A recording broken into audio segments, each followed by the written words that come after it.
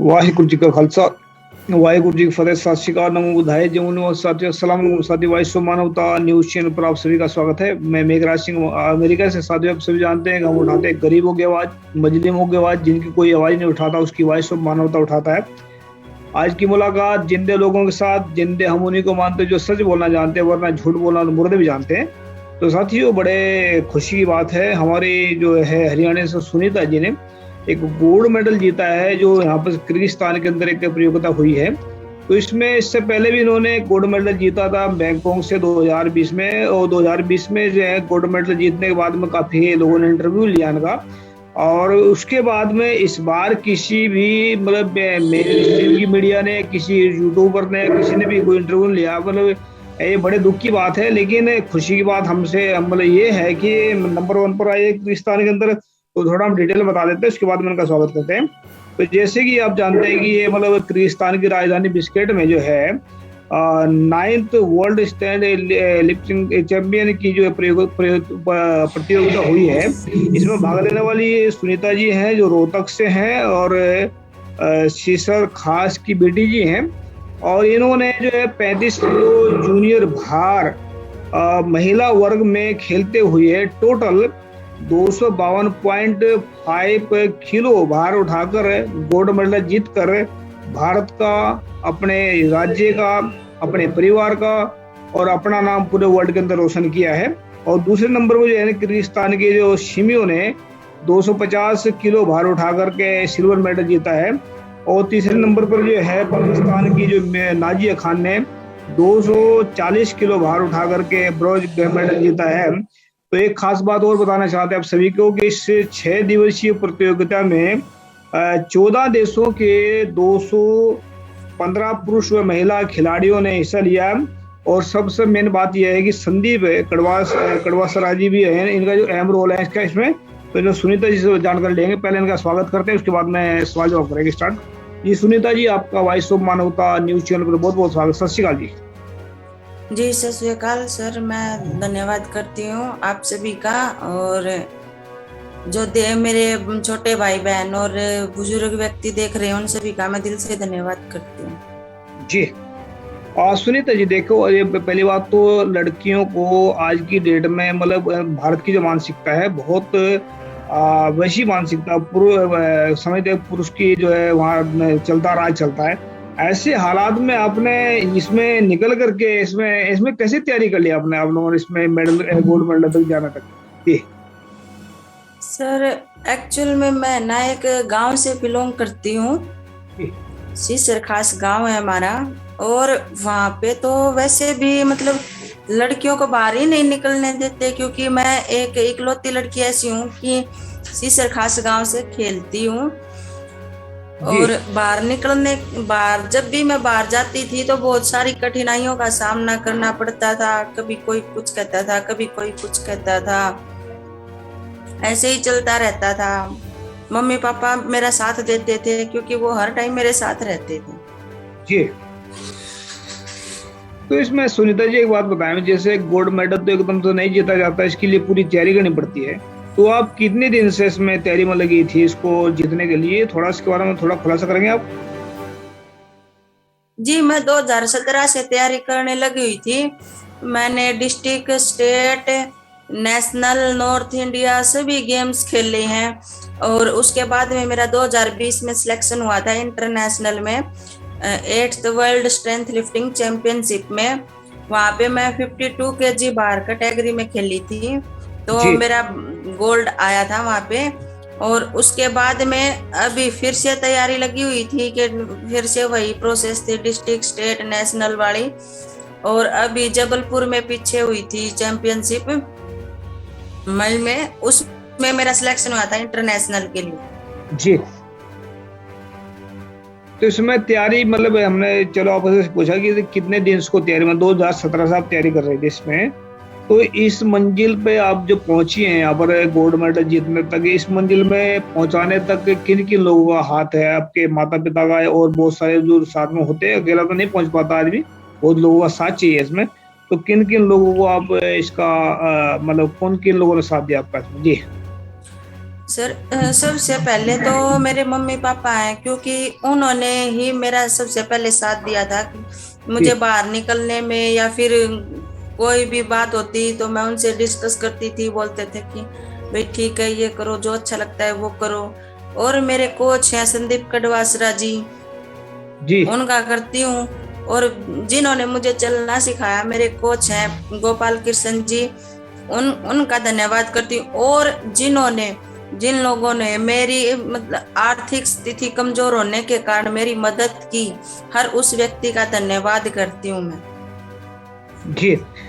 सुनीता जी, आपके लिए एक खुशी की बात हम बताएंगे। आने वाले वक्त में हम एक प्लान लेकर आ रहे हैं भारत में, जो ऐसे ऐसे जो लोग हैं जो कुछ करना चाहते हैं, उनको हमारा जो वॉइस ऑफ मानवता की तरफ से एक आज़ादी मानव का नाम का मिशन चल रहा है, जो भारत के 31 महीने भारत को डेवलप करेगा। उसमें जैसे ऐसे आप लोग बाहर निकल के काम करना चाहते हैं, कुछ करना चाहते हैं देश के लिए, उनको पूरा सहयोग देगा वो। तो एक हम ऐसा सिस्टम लागू करने वाले, वो 6 महीने के अंदर अंदर। तो एक बात बताएं इसके पीछे की जो गोल्ड मेडल जीतने का जो श्रेय है, वो किन किन लोगों को देना चाहती हैं आप? सर मेरा गोल्ड मेडल जीतने का जो श्रेय है, जिन लोगों ने मेरी कठिन परिस्थिति में सहायता की है, मैं जी उन सभी लोगों को देती हूँ अपना श्रेय। जी। तो इसमें जो आप इस मंजिल पर तक पहुंची हैं, मतलब इसमें भारत सरकार का कोई या राज्य सरकार का कोई ऐसा रोल रहा है? किसी ने आपकी हेल्प की है इसमें? मतलब जो सरकार, तो इसका फर्ज बनता है कि जो बच्चे आगे बढ़ना चाहते हैं उनका साथ दे, उनको आगे बढ़ाएं। तो इसमें सरकार का हाथ, मतलब सेंटर सरकार का या जो अपने राज्य सरकार है, इनका किसी ने अपने मतलब किसी ने साथ दिया आप लोगों का? हाँ जी सर, अब की बार जो मेरा मेडल आया है, उसमें जो अपनी केंद्र सरकार है और राज्य सरकार है, दोनों ने मुझे प्रोत्साहित किया है। जी, चलो ये तो अच्छी बात है। अगर मतलब ये तो सरकार जो है ना, मेरे ख्याल से ये किसी को देखती तो नहीं है। चलो अच्छी बात है अगर आपको दिया है। तो सुनीता जी, देखो आप एक लड़की भी हैं और एक यहाँ तक पहुंची हैं। बहुत सारे लड़कों के मन में बहुत सारी चीजें ऐसी आ जाती हैं कि ये काम मैं नहीं कर पाऊंगा या नहीं कर पाऊंगी। तो बहुत सारे लोग करना तो चाहते हैं, लेकिन बहुत सारे उनके पीछे खड़े रहते हैं, उनको पीछे हटाने वाले, टांग खींचने वाले बहुत, आपको पता भी, पीछे खींचने वाले बहुत ज्यादा होते हैं, आगे बढ़ाने वाले बहुत कम होते हैं। 99% तो पीछे खींचने वाले होते हैं। उन लोगों को क्या कहना चाहती है जो मतलब हार कर बैठ जाते हैं और बहुत बड़े बड़े जो सपने होते हैं उनके मिट्टी मिल जाते हैं? उन लोगों को क्या कहना चाहते हैं आप? मैं उन लोगों से ये कहना चाहती हूँ कि अगर मन में कोई बात ठान ली या फिर किसी एम को लेकर चल रहे हैं, तो उसके ऊपर ही फोकस करें, क्योंकि कहने वाले लोगों की कमी नहीं है, हमारी टांग खींचने वालों लोगों की कमी नहीं है। हमें आगे सिर्फ हमारे कोच, गुरुजी, माता पिता सिर्फ यही आगे बढ़ाते हैं। बाकी कोई भी बंदा ऐसा नहीं है कि वो ये सोचे कि हाँ ये बच्चा आगे चले। तो कुछ और मतलब कोई एग्जाम्पल इस तरह का कोई आपके लाइफ में आया जो मतलब आपको किसी ने रोकने की कोशिश करी हो और आप जबरदस्ती अपना आपको वहां से उठाया हो? ऐसा कोई वाक्य बता सकते हैं आप? हाँ, बहुत सारे लोग ऐसे मिले हैं, कंपटीशन टाइम पे भी बहुत मिले हैं। हर कोई ये बोलता था कि तू कैसे करेगी, ये है वो है, मतलब बहुत सारे कमेंट्स आते थे, अच्छे भी आते थे, बुरे भी आते थे। लेकिन मेरा फोकस सिर्फ अपने गेम पर था और गेम पर ही है। जी। तो आने वाले वक्त में आप क्या करना चाहती हैं? इसमें आगे बढ़ना चाहती हैं, इसको यहीं रोकना चाहती हैं आप इसको? नहीं नहीं सर, गेम तो मैं कंटिन्यू रखूंगी अपना, जहां तो तक हो सकता है मैं अपना गेम कंटिन्यू रखूंगी। और भी बहुत सारे बच्चे हैं जो ऐसे मेरी तरह ही हैं, बिल्कुल गरीब परिवार से बिलोंग करते हैं और खाने पीने की भी अच्छी फैसिलिटी नहीं है। पहले भी मैंने अपनी राज्य सरकार से गुहार लगाई थी कि मेरे जैसे बहुत सारे बच्चे हैं जो कि ना किसी गेम तो करते, लेकिन वो समर्थ नहीं हो पाते उस चीज को करने के लिए। तो मैंने गुहार लगाई थी कि भी इन बच्चों को ज्यादा नहीं तो कम से कम 10,000 रुपए मंथली उनका जो डाइट का खर्च है, उनका आने जाने का खर्च है, रहने खाने पीने का है, कम से कम वो चीज तो एडजस्ट कर दे। तो क्या उन्होंने आपकी बात सुनी? नहीं, बोले कि प्रोसेस चल रही है, प्रोसेस चल रही है। सर 1 साल हो गया है इन बातों को बहुत सारे बच्चे ऐसे आते हैं, अभी पीछे बहुत सारे बच्चों ने सुसाइड भी कर लिया क्योंकि आर्थिक स्थिति इतनी कमजोर थी बहुत ज्यादा। और लॉकडाउन की वजह से तो इतना बुरा हाल हुआ है। मेरी मम्मी पापा मजदूरी करते हैं, एक्चुअल में शादियों में बर्तन मांजने रोटी पकाने के लिए जाते थे और मैं भी उनके साथ ही जाती थी। जी, ये संदीप जिसका आपने नाम लिया है, उन्हें ये आप मतलब कोच है क्या? आप जो हाँ जी, ये मेरे कोच हैं। ये कहाँ से हैं? ये लोहारू से है, भिवानी डिस्ट्रिक्ट से। एक संदीप हमारे संपर्क में भी है, संदीप उनका नाम पता नहीं क्या हो, उनके कोच सरदार जी, उनके दोनों टांगे खराब है उनकी, मेरे ख्याल से शायद वो ना हो। तो एक में इसमें जो है ना, इसमें के जैसे कि आप लोग आगे बढ़ना चाह रहे हैं, अभी कितने बच्चे हैं जो आपके साथ में जो आगे बढ़ रहे हैं एक साथ, जो मतलब दो लड़कियां ही हैं, लड़के भी हैं? लड़कियां भी हैं, 3-4 लड़कियां हैं हमें और 10-12 लड़के हैं, कुल मिला के 15-20 बच्चों के आसपास है हम। जी, बस हम तो ये कहना चाहते हैं कि 6 महीने के अंदर अंदर हम कुछ करेंगे। वो इस मानवता की तरफ से हम एक प्लान लेकर आ रहे हैं भारत में, इसको प्लान को हम लागू कर रहे हैं कि हमें जो है ना, देखो इसमें भारत के लोग जो है इतने कमजोर हो चुके हैं, पैसे नहीं है हर एक आदमी के पास में, और गरीबी में जा रहा धंसा हुआ देश और भुखमरी के अंदर पड़ा है, और इसको हम निकालेंगे। आज जात पात की एक बहुत बड़ी बीमारी है भारत के अंदर। बिल्कुल सर, बहुत बहुत बड़ी है। इसको हम मिनट सेकंड में खत्म कर देंगे जात पात को, क्योंकि हमारे पास प्लान ऐसा है। मैं प्लान बता रहा हूँ छोटा, क्या है, हर एक इंसान को जब ज्यादा हेल्प मिलनी स्टार्ट हो जाती है तो एक तो लापरवाह हो जाते हैं। तो हमने क्या करना है कि हमने 1 करोड़ लोग ऐसे जोड़ने हैं साथ में जो 100 रुपए डोनेशन के निकाल के दे सकते हैं महीने का। तो हम 100 रुपए अगर महीने का हमें मिल जाता है तो हमारे पास में एक महीने का 100 करोड़ रुपया होगा। तो हम 100 करोड़ का करेंगे क्या? हमने क्या करना है कि जैसे हरियाणा राज्य है, उसमें हम 5 बड़े बड़े हॉस्पिटल बनाएंगे जहाँ पर इलाज फ्री हो जाएगा लोगों का, और 5 बड़े बड़े बनाएंगे विश्वविद्यालय, कॉलेज बनाएंगे जहाँ पर एजुकेशन फ्री हो जाएगी, और कम से कम भी 2000 नौजवानों को हम रोजगार खड़ा करके दे सकेंगे उसमें, जो 20 करोड़ में तकरीबन। तो 2000 नौजवानों को रोजगार खड़ा करेंगे, वो अपने खा पी मतलब पैसे भी देते रहे मिशन में, वो अपना रोजगार भी खड़ा कर दें, और 5 करोड़ रुपए उन लोगों को देंगे जो पैसा इकट्ठा करके देंगे उनको, और 15 करोड़ से हम बनाएंगे फिल्में और नाटक जो अच्छा संदेश पूरे विश्व में जाए, और 10 करोड़ जो है ना, जैसे आप जैसे बच्चे बैठे हैं कुछ करना चाहते हैं, 10 करोड़ उनके लिए, और घर मतलब जिसके घर टूटे फूटे पड़े हैं उनके लिए, मतलब 100 करोड़ का 100 करोड़ हर महीने में खर्च करेंगे हम। तो ऐसा हमारा प्लान है। 100 अगर एक आदमी 100 रुपए देता है एक महीने का, तो एक देख लीजिए मतलब एक साल में 1200 रुपए गया। 1200 रुपए में उसको क्या मिल रहा है? उसको एजुकेशन फ्री मिल रही है, उसको हेल्थ फ्री मिल रही है। कम से कम की बात बताऊं आपको, वो एक छोटी सी बात है, 20,000 रुपए इस साल में इंसान के लग जाते हैं कि मतलब एजुकेशन के ऊपर और हेल्थ के ऊपर लग जाते हैं। तो 20,000 में सिर्फ 1200 देने पड़ रहे हैं, 18,000 उसको 800 घर बैठे बच रहे हैं। तो ये कितना बड़ा प्लान होगा, और कितने भारत को मतलब लोगों को, हर स्टेट में 5,000 लोगों को कम से कम इसमें रोजगार मिल सकता है इस प्लान से। तो ये प्लान बहुत जल्दी लागू कर रहे हैं। इसमें के 100 रुपए में इंसान का क्या जा रहा है? 100 रुपए में तो आदमी वैसे खाकर फेंक देता है। तो अगर 100 रुपए निकालते हैं तो ये प्लान देखो, भारत के जितने नौजवान उनको ऊपर उठाएंगे, सबको मतलब एक कामयाबी की तरफ लेके जाएंगे। ये हमारा प्लान है। तो अंत में आप पूरे भारत के नौजवानों को जो आगे बढ़ना चाहते हैं और कुछ करना चाहते हैं, उनको क्या कहना चाहते हैं? सर, मैं उन सभी को यही कहना चाहती हूँ कि अपना हौसला न तोड़ें। अपने जो मन की भावनाएं होती हैं, कोई बच्चा ऐसे सोच लेता है कि नहीं मेरे से नहीं होगा, पहली बात तो ये कहती हूँ उनको कि वो ये बात बिल्कुल भी न सोचें, क्योंकि जब मन के हौसले बुलंद होंगे तो हम हर बुलंदी को छू सकते हैं। तो इसमें जो है ना, जात पात की जो आपने बात रखी थी, जात पात आपको जात पात की वजह से आपको कोई प्रॉब्लम आई है अब तक? बहुत सारी प्रॉब्लम फेस करनी पड़ी है सर, बहुत सारी। देखो मैं एक नुक्ता बता रहा हूँ आपको, जात पात को हमें हमारे एक किताब आ रही है, वो जल्दी जात पात के ऊपर ही आ रही है। हम करेंगे किताब का नाम है कि हम करेंगे जात पात का सर्वनाश, ऐसा किताब का नाम है। तो जात पात एक मानसिक बीमारी है, ये इतनी बड़ी बीमारी नहीं है जितने लोगों ने बना दी है।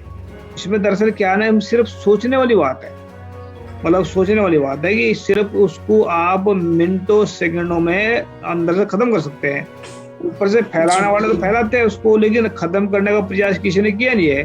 फैला तो रहे हैं लोग, इसकी जात पात को फैला रहे हैं, लेकिन किसी ने भी इसको खत्म करने का प्रयास नहीं किया। इसको खत्म कैसे किया जा सकता है? जैसे मान लिया मुझे कोई कहता है आदमी कि तू भंगी है, तू चमार है, तू बलार है, तू ऐसा तू वैसा है। अगर बाई चांस मेरे अंदर गुस्सा आया, मैं उसके साथ लड़ा जा करके, तो लड़ने के बाद में क्या होगा? मैं जेल में जा सकता हूँ, या वो मुझे मार सकते हैं, मैं मार सकता हूँ उसको, तो ये काम होगा। अगर मुझे इस बात का ज्ञान हो गया कि ना तो मैं चमार हूँ, मैं बलार हूँ, मेरा मेरा शरीर तो इंसान का है, मैं क्यों उसकी बात को मानूं? मूर्ख आदमी बोल सकता है ऐसा, लेकिन मूर्ख की बात को मैं क्यों मानूं? उस बात को, मैं तो इंसान हूँ एक। अगर हम अपने आप को इंसान मान करके एक उसकी बात को बुरा ना माने, क्योंकि गाली देने वाले देते रहते हैं, और कोई आदमी दूसरी की बात को मान रहा है कि मतलब जैसा आपने एक उदाहरण में देखा होगा कि बहुत सारे लोग जो है ना, जिनको बोलते हैं कि आप बहुत अच्छे हैं, तो आदमी खुश हो जाता है। तो आदमी कहता है कि आप बहुत बुरे हैं, तो आदमी नाराज हो जाता है। इसका मतलब क्या है कि हमारी जिंदगी का रिमोट कंट्रोल दूसरे के हाथ में है। तो बुरे हो जाते हैं जब नाराज होते हैं, और जब हमें अच्छा बोलता है तो हम खुश हो जाते हैं। इसका मतलब ये नहीं है कि अपने जिंदगी का रिमोट कंट्रोल अपने हाथ में रखे। कोई जात पात नहीं है, ये हर मतलब जो अनपढ़ लोग हैं, गवार लोग हैं, जिन्होंने जात पात पढ़ाई है, ये मतलब अकल नहीं है। मतलब हमने इसमें लिखा भी था पिछली बार, जिन्होंने जात पात पढ़ाई है वो सबसे बड़े अधर्मी इंसान हैं, उनको धर्म का कोई ज्ञान नहीं है। हमें उनको डिबेट में भी लाना चाहते हैं। 1 करोड़ रुपए हमने मतलब उसमें 1.25 लाख ब्राह्मणों को हमने बुलाने की कोशिश करी, भाई आप डिबेट में आ जाए अगर आप अपने आप को धार्मिक समझते हैं, क्योंकि तकरीबन भारत में जात पात ब्राह्मणों को फैलाई हुई है और आज भी फैली है, तो उसका हम जल्दी खत्म करेंगे सुनीता जी। और अंत में आप संदेश देना चाहते दे सकते हैं आप सब। सर मैं सबसे यही कहना चाहती हूँ कि हर बंदा जो है, हर लड़की है, लड़का कोई भी है, एक दूसरे से भेदभाव न करें, क्योंकि हम सब एक ही इंसान है, हमारा खून एक जैसा है। न कि ये जात पात या फिर बड़ा छोटा ये चीजें न करें। जी जी सुनीता जी, आप हमारे साथ में जुड़ी वॉइस ऑफ मानवता पर आपका स्पेशल धन्यवाद, और उम्मीद करते हैं आप हमेशा ऐसे ही अपने चलती रहेंगी, और कोई जात से कोई खुशी से पुकार है उस पर ध्यान मत दे, अपने मिशन पर ध्यान दे, अपने आप को एक इंसान समझे, एक अच्छा समझे। अगर कोई जात पात के बारे में कोई बोलता है तो मूर्ख समझ करके चुपचाप निकल जाए वहां से, किसी को कहने की जरूरत नहीं है। अगर उसको ऐसा कुछ मानेंगे तो मन में दुख पहुंचता है इंसान के, उसको छोड़ दो। तो जिसको हम जो बुरा बोलना उसको तो बोलेगा, लेकिन हमने क्या सोचना उसके बारे में, हमें अपना दिमाग को इस्तेमाल करना चाहिए। तो सुनीता जी, आने वाला वक्त में हम बहुत कुछ करने वाले हैं, हमने प्लान बता दिया आपको। आप जैसे बच्चे हैं जो बढ़ना चाहते हैं, बढ़ाएंगे उनको, और ये जो फोटो वगैरह जो है आपके हमारे व्हाट्सएप पर भेज देना, हम उसको बता रहे हैं। तो सुनीता जी, आपका स्पेशल, आप ऐसी वाहिगुरु की कृपा से और आप आगे चढ़ते रहें तो जरूर बुलंदी होंगे, क्योंकि जिनके इरादे अच्छे होते हैं उस कुदरत भी उसका साथ देती है। और कुदरत जो है ना नहीं है, कुदरत हम ही कुदरत का हिस्सा है, कुदरती हमारा हिस्सा है। हमारा ऐसे नहीं कि टपक गया अगर इसमें जब 5 तत्वों से बने हमें, तो 5 तत्व ही हमें साथ देते हैं और हम इसको बुलंदी तक जा सकते हैं। तो कोई भी काम करना, कोई भी अच्छा काम करना मुश्किल नहीं होता, उसको कुछ लोग मुश्किल बना देते हैं, पर जिनके इरादे दृढ़ और नेक हों वो मुश्किल काम को आसान बना देते हैं। धन्यवाद सुनीता जी, आपका स्पेशल। साथी जुड़े हैं अपना टीवी चैनल लाइक करें। वाहिगुरु जी का खालसा, वाहिगुरु सत श्री अकाल। Thank you sir.